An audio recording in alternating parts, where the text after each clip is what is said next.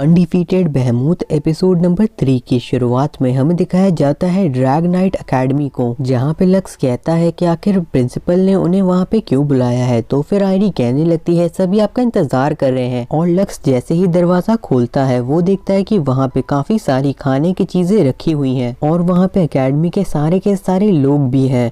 आयरी कहती है उन लोगों ने ये सब कुछ सीक्रेटली उसके लिए प्लान किया है। तो फिर शैलिस भी कहने लगते हैं कि हो सकता है इसकी उम्मीद लक्स को ना हो, लेकिन ये सारा का सारा खाना उन लोगों ने खुद से बनाया है। तभी वहाँ पे लीशा भी आ जाती है और कहने लगती है कि उसे पार्टी ज्यादा तो नहीं पसंद है, लेकिन आज के लिए ठीक है। तभी नकोटो कहने लगती है लगता है लीशा चाहती है कि तुम खुश रहो। साथ ही साथ वहाँ पे फिल्फी आ जाती है और लक्स को कॉन्ग्रेचुलेशंस कहती है, लेकिन लीशा फिल्फी के ऊपर गुस्सा होने लगती है क्योंकि वो लक्स से पहले खाना शुरू कर देती है। तो फिर फिल्फी अपना खाना लक्स के मुंह की ओर कर देती है। और फिर वहाँ पे प्रिंसिपल भी आ जाती है और कहने लगती है ये सब कुछ काफी अच्छा है, चलो पार्टी शुरू करते हैं। और सभी खाना शुरू कर देते हैं और सारे लोग लक्स को बैठा के भी खिला रहे रहते हैं खाना। इन सब से लक्स को काफी ज्यादा शर्म आ रही रहती है और वो सोच रहा रहता है वो इतना खाना नहीं खा सकता। फिर एक दूसरी लड़की तान्या नाम की कहने लगती है कि उन लोगों ने उसे काफी आसानी से माफ कर दिया और क्लूसिफर ये सब कुछ देख रही रहती है। उसके बाद लक्स से प्रिंसिपल कहने लगती है शायद ये सही टाइम नहीं है, लेकिन तुम आजकल काफी बिजी रहने लगे हो जिसके कारण तुमसे मिल पाना काफी ज्यादा मुश्किल है। लेकिन आज उन लोगों ने डिसाइड किया है कि वो सभी मिलके एक साथ एंटरटेनमेंट करेंगे। फिर वो अनाउंस कर देती हैं लक्स कंपटीशन को, जिसके अंदर जिसके पास भी ये रेड कार्ड टाइम खत्म होने से पहले रहेगा वो 1 हफ्ते तक लक्स के साथ रह सकता है।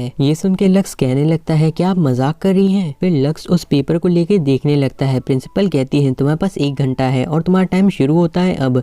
लक्स वहाँ से दौड़ने लगता है और सारी लड़कियां उसके पीछे दौड़ती हैं। भागते हुए लक्स सोच रहा रहता है आखिर प्रिंसिपल चाहती क्या है। फिर हमें दिखाया जाता है पूरे एकेडमी के अंदर सभी लोग लक्स को ढूंढ रहे हैं और लक्स एक वेयर हाउस के अंदर छुपा रहता है और सोच रहा रहता है अगर वो पकड़ा गया तो पता नहीं उसके साथ क्या होगा। तभी लीशा कहने लगती है तुम चाहो तो यहाँ पे थोड़ी देर तक छुप सकते हो। फिर हमें दिखाया जाता है असल में लक्स उसकी वर्कशॉप के अंदर रहता है और वो लीशा को थैंक यू कहता है।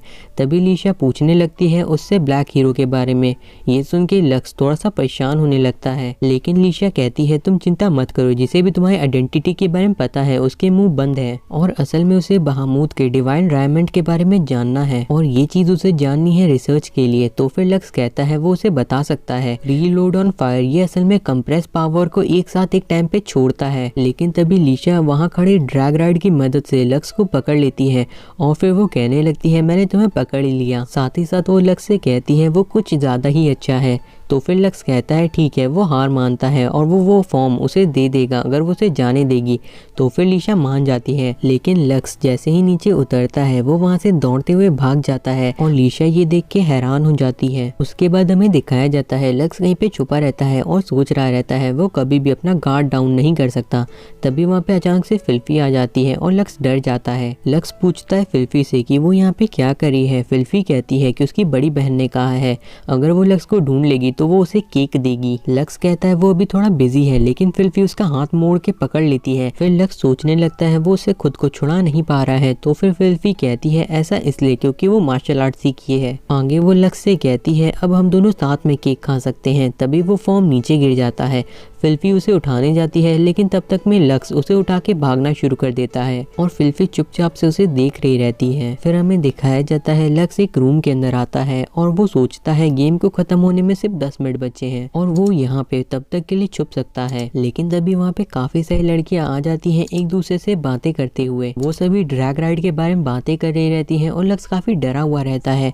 फिर वो सोचता है शायद ये चेंजिंग रूम है। तभी तान्या अपनी ड्रेस चेंज करने लगती है और कहती है क्या उन्हें डर नहीं लगता कि लक्स कोई उल्टी सीधी हरकत कर सकता है। सारी लड़कियां कहने लगती हैं वो इस तरह का लड़का नहीं है। उनकी बातों को सुन के लक्स सोचने लगता है कि उसे थोड़ा सा बुरा लग रहा है और तभी लूसीफर लक्स की ओर आने लगती है ड्रैग राइड की मैनुअल को लेने के लिए और वो लक्स को वहाँ पे बैठा हुआ देख लेती है और फिर लक्स सोचने लगता है अब तो वो गया। सारी लड़कियां लूसीफर से पूछती हैं क्या कुछ हुआ है। लूसीफर कहती है नहीं कुछ नहीं। फिर वो सारी लड़कियों से कह देती है कि वो आज ट्रेनिंग के लिए नहीं जाएगी और ये सुन के लक्स काफी हैरान होता है और फिर फिर क्लूसिफर कहती है तुम्हें कुछ भी सोच समझ के करना चाहिए। आगे वो कहती है कि अब तुम्हें छुपने की जरूरत नहीं है, टाइम हो चुका है। साथ ही साथ वो लक्स से पूछती है क्या उसके पास अभी भी सच में फॉर्म है, क्योंकि उसे लगता है कि कोई चुपके से शायद उसके पास से वो फॉर्म ले लिया है। तो फिर लक्स उसे फॉर्म दिखाता है और तभी वहाँ पे क्लॉक की आवाज आती है और ये सुन के लक्स काफी घबरा जाता है। फिर क्लूसिफर कहती है उसके पास रेड फॉर्म है, इसका मतलब है कि लक्स को 1 हफ्ते तक उसकी सारी बातों को मानना पड़ेगा। तो फिर लक्स कहने लगता है ऐसा नहीं हो सकता, 5 मिनट बीत चुके हैं।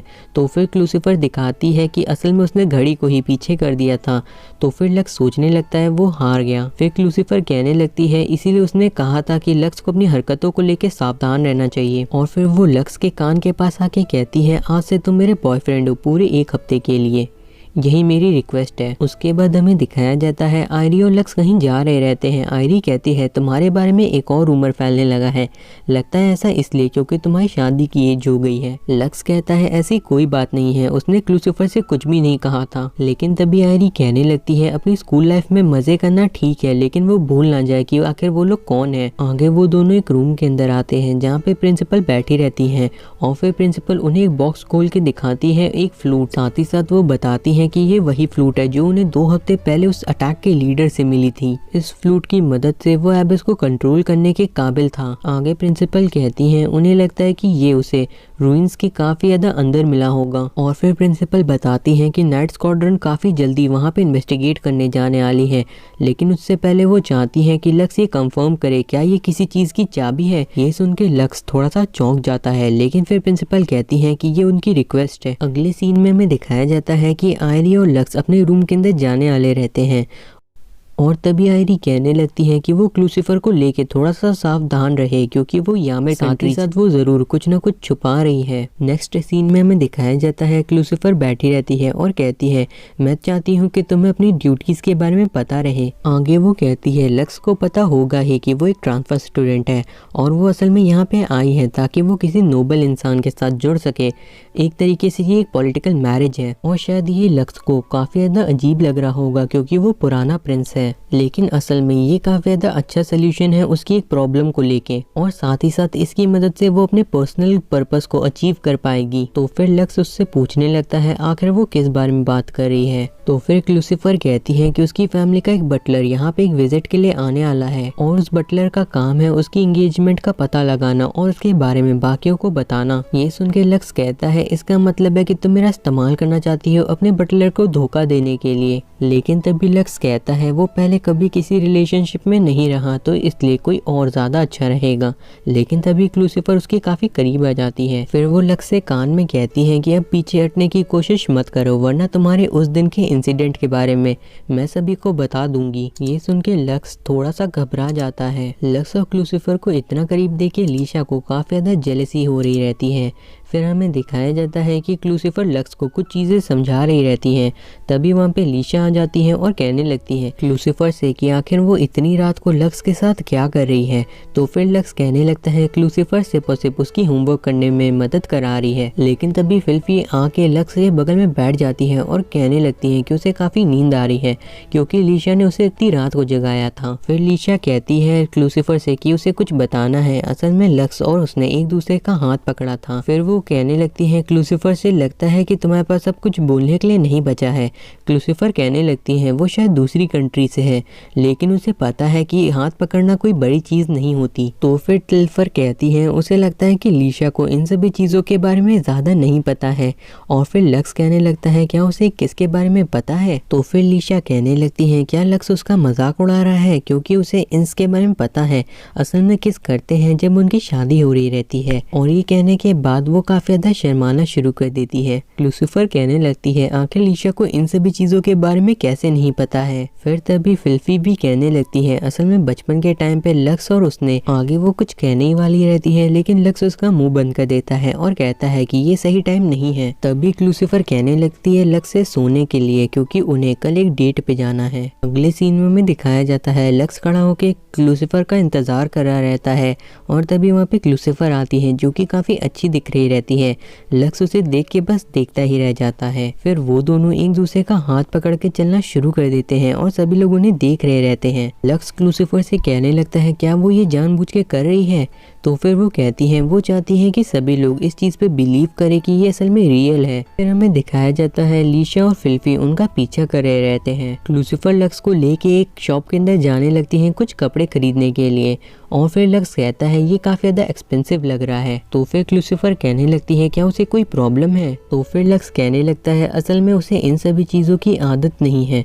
तो फिर लूसीफर कहती है उसे भी ये सारी चीज़ें पसंद नहीं है, क्योंकि इस तरीके की जगह पे आने के बाद तुम आखिर में नोबल्स को हेट करना शुरू कर देते हो। उसके बाद हमें दिखाया जाता है शॉपकीपर आके लक्स का साइज लेने लगती है। लीशा और फिल्फी भी ये चुपके देख रही रहती हैं। लीशा कहती है आखिर वो दोनों कर क्या रहे हैं। आगे हमें दिखाया जाता है वो दोनों शॉप से बाहर आ जाते हैं और लूसीफर कहने लगते हैं कि तुमने जो भी सूट पहने तुम उन सभी में काफी अच्छे लग रहे थे, और उसे ऐसी ही उम्मीद थी एक पुराने प्रिंस से। लेकिन फिर लक्स कहने लगता है वो काफी ज्यादा एक्सपेंसिव थे। तो लूसीफर कहती है कि वो सारे के सारे सूट उसके बजट के अंदर थे।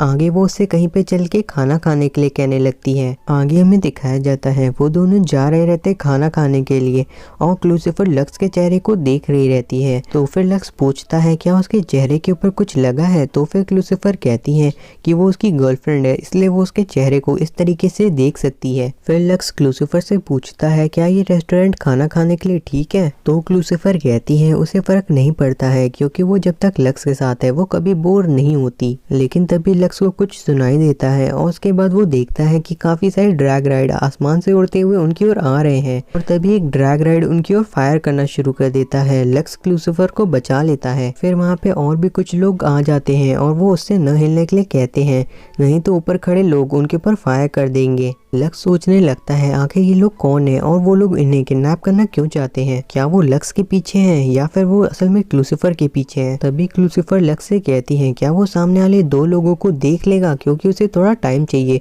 ताकि वो अपनी ड्रैग राइड को समन कर सके। फिर एक आदमी भी लक्स से कहने लगता है कि तुम अपनी स्वॉर्ड डिवाइस को निकालो और मुझसे लड़ाई करो।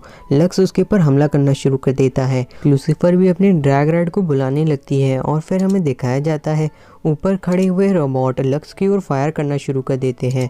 लक्स ये देख के बिल्कुल चौंक जाता है, लेकिन तभी लूसीफर अपनी ड्रैग राइड फैफनेर को बुला लेती है, और वो लक्स से माफ़ी मांगती है इतनी देर तक इंतज़ार कराने के लिए, और उसने लक्स को बचाने के लिए उसके सामने एक शील्ड भी बना दी रहती है। आगे लूसीफर कहती है कि वो लोग उनकी डेट के बीच में आए हैं, जिसके लिए वो उन्हें शुक्रिया कहना चाहती है। अरे ड्रैग राइड कहने लगते हैं कि उन्हें चारों ओर से हमला करना चाहिए, लेकिन लूसीफर कहती है इसका कोई फायदा नहीं। फिर वो व्हाइट ब्लड नाम की पावर का इस्तेमाल करती है, जिसकी मदद से वो सारे के सारे ड्रैग राइड के ऊपर टारगेट सेट कर लेती है और एक ही साथ उन सभी के ऊपर हमला कर देती है, जो देख के लक्स कहता है ये तो सच में काफी ज्यादा अमेजिंग है। तभी लक्स से कोई कहता है व्हाइट ब्लड ये डिवाइन डायमंड है फैफनेर का, जिसकी मदद से वो भविष्य को प्रेडिक्ट कर सकता है। तभी लक्स देखता है कि वो लीशा और फिल्फी है। लक्स पूछता है कि वो दोनों यहाँ पे क्या कर रही हैं। फिर लूसीफर कहने लगती है ऐसी बात नहीं है कि उसे लक्स और लूसीफर के रिलेशनशिप से कोई फर्क पड़ता है, वो असल में यहाँ आस पास ही थी, इसीलिए वो लक्स को बचाने के लिए आ गई। तो फिर लक्स पूछता है उसने ऐसे कपड़े क्यों पहने हैं? तो फिर लीशा कहती है बस ऐसे ही, और तभी उनमें से एक इंसान वहाँ से भागने लगता है। वो वहाँ से भागने लगता है, लेकिन तभी उसके रास्ते में कोई आ जाता है। वो उसे साइड हटने के लिए कहता है, तो वो लड़की उसकी ओर घूरती है, और फिर हमें दिखाया जाता है उसने उसे काफी अच्छी तरीके से जकड़ लिया रहता है। लक्स भी उस इंसान का पीछा कर रहा रहता है। लक्स उस लड़की को देख के पूछता है तुम कौन हो? तभी वहाँ पे लूसीफर आ जाती है और कहती है बहुत अच्छे अल्ट्रेस। फिर वो लड़की कहती है कि वो इन्फोक फैमिली की बटलर है। उसके बाद हमें दिखाया जाता है सभी मिलके खाना खा रहे रहते हैं। फिर लक्स लीशा और फिल्फी से पूछने लगता है कि आखिर वो दोनों यहाँ पे क्या कर रही हैं, लेकिन तभी अल्ट्रेस पूछने लगती है कि आखिर ये लड़का कौन है। तो फिर लूसीफर कहती है कि ये मेरा बॉयफ्रेंड है। ये सुन के एल्ट्रिस थोड़ा सा हैरान होती है, और फिर लूसीफर बताती है कि ये पुराने किंगडम का प्रिंस है लक्स अकेडिया, साथ ही साथ वो उसका क्लासमेट भी है, तो क्या कोई प्रॉब्लम है? लीशा कुछ कहने वाली रहती है, लेकिन लक्स उसका मुंह बंद कर देता है और कहता है हम लोग बाद में बात करेंगे। तभी वहाँ पे एक इंसान आ जाता है और कहता है उसे इन सभी चीजों के बारे में नहीं पता था। एल्ट्रिस उसे देख के काफी ज्यादा चौंक जाती है और कहती है लॉर्ड बेजरीड आपका डिनर का शेड्यूल तो कल था ना। तो वो इंसान कहता है वो असल में अपनी फ्यूचर वाइफ को देखने के लिए काफी ज्यादा एक्साइटेड था। फिर वो क्लूसिफर के चेहरे को पकड़ता है और कहता है मैं चाहता हूँ कि तुम इसी तरीके से ग्रो करती रहो। उसके बाद वो अपने घुटनों पे बैठ के कहता है उसका नाम है बाजीड कैट्रोएस। ये सुनकर लीशा पूरी तरीके से चौंक जाती है और कहती है 4 ग्रेट नोबल में से एक। फिर एल्ट्रिस बताती है कि क्विट्जर हाउस उतना ही पुराना है जितना पुराना यहाँ का फॉर्मर एम्पायर था, और वो कल के दिन बाजीड और साथ ही साथ क्लूसिफर को एक दूसरे से मिलवाएंगे जैसा उन्होंने डिस्कस किया था, और जो मैरिज प्लान है वो ऐसे ही कंटिन्यू होगा। लेकिन तभी क्लूसिफर कहने लगती है बदकिस्मती से वो इस वक्त किसी और को डेट कर रही है, और फिर लक्स कहता है हाँ वो उसे डेट कर रही है। तभी बाजीड लक्स को देख के कहने लगता है तुम तो पुराने एम्पायर की रॉयल फैमिली के सर्वाइवर हो ना। वो फिर क्लूसिफर बताती है इस किंगडम के अंदर लक्स को सबसे कमजोर लेकिन कभी न हारने वाले के नाम से जाना जाता है। ये सुन के बाजीड कहने लगता है कि उसे लगता है कि उसकी फ्यूचर वाइफ काफी ज्यादा इंटेलिजेंट है और उसे पता होगा कि असल में वो दोनों एक अलग ही क्लास पे हैं। बाजीड की बात सुन के क्लूसिफर को गुस्सा आ जाती है और वो कहती है कि वो उसे फ्यूचर वाइफ बुलाना बंद करे क्योंकि उसके लिए वो पूरी तरीके से एक स्ट्रेंजर है। ये सुन के बाजीड मुस्कुराता है। फिर वो कहता है अच्छा ठीक है, कैसा रहेगा एक डुअल हो मेरे और इस हारे हुए प्रिंस के बीच में, ताकि इसकी वजह से क्लूसिफर उसे एंगेजमेंट से मना ना कर पाए। ये सुन के क्लूसिफर कहती है ठीक है, लेकिन कैसा रहेगा अगर वो 2 on 2 फाइट करे। तुम चाहो तो एल्ट्रेस के साथ अपनी टीम बना सकते हो अगर वो तुम्हारे साथ टीम में रहना चाहती है तो। फिर बाजीड वहाँ से जाने लगता है और कहता है वो डुअल के ग्राउंड को तैयार करवा लेगा, और एपिसोड के एंड में सभी लोग उसे वहाँ से जाते हुए देख रहे रहते हैं।